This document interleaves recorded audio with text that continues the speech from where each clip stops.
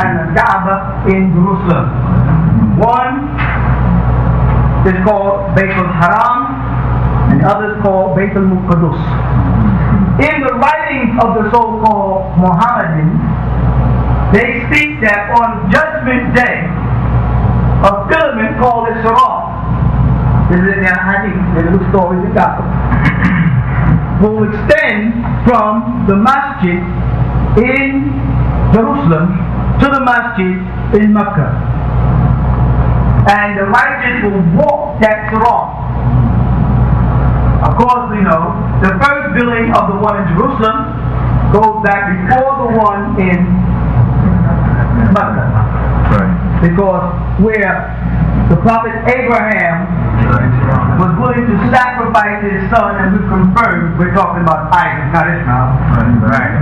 At a place called Moriah is where the Dome of the Rock stands. Oftentimes what happens is Muslims who don't know better, especially in the West, think the Dome of the Rock is a masjid. When the Dome of the Rock is not a masjid, the masjid is over to the left of the Dome of the Rock. The Dome of the Rock merely encases a rock with a footprint on it. The footprint is supposed to be the footprint of the Prophet Muhammad as he made his Isra. Alright, so in the culture of Abraham to Ishmael, when he reached the age of 13, and you're going to find that these number 13 is going to run straight through the Barmitzwah. Now, open the Quran to the 13th surah, and verses 1 through 13, you're going to find the word Shadid again. You understand? It's called the thunder. And it goes on, it talks about covenants made with prophets. And then when it gets up to the 13th verse, you have the word Shadid. Because in the tiflin, as worn on their head, one of the two Kaabas, which we were talking about, the one that Solomon built, which looks like the Kaaba, look inside the book 360 and see a picture. It's in there. Right. It's a cube. Right. And the one that's in Mecca, that Abraham built, Ishmael, look there, it's there. The one on the head is symbolic of Mecca, because the word mithaq in the Quran is a word for covenant. And they have mithaq minka, a covenant with you, talking to Muhammad. Now I ask the Orthodox Sunni Muslims and Mohammedans, what covenant did Muhammad have? Because we know about the covenant of the flesh, and the covenant of the promise, and the new covenant in the Messiah of sacrifice, which he got from the sacrifice of Isaac, because he was up out of Israel. Where is Muhammad's covenant? Don't worry, I can get it, folks. Where is Muhammad's covenant? What made Muhammad unique? Muhammad's covenant was in the rekindling of Salah through Sujood. You know what Sujood is? Masjid. The place where you prostrate.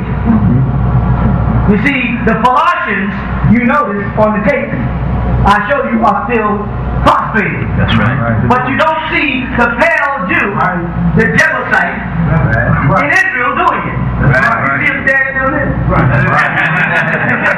We're doing concerts.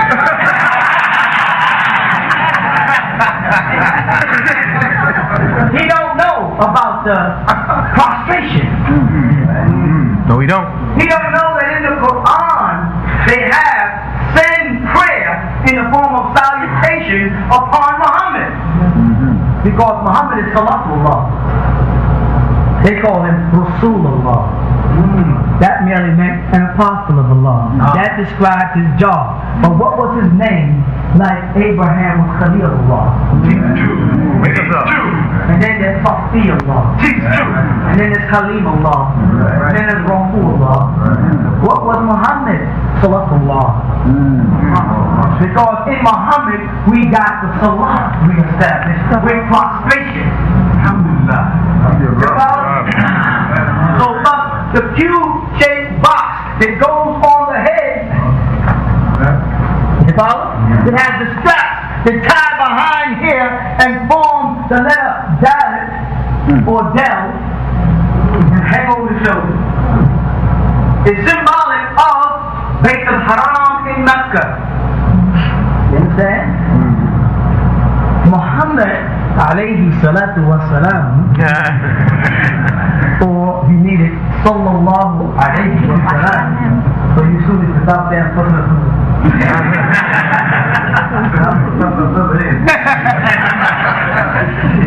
Muhammad, you say, on that same night in the 17th chapter of the Quran, went from Bayt al-Haram in Mecca back to Bayt al-Muqaddas in Jerusalem on Mount Moriah, and there he ascended up to the heavens, and he got his command for worship there. So he made the path between the two disciplines. You follow that? Now, he was commanded to obey Abraham's religion. That's right. He was. You understand that?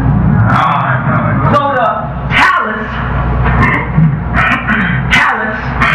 or talit, which comes from this word here, the word talit itself means cloak or gown. Come out of the same word we use too, but the word in question is a very common word to us,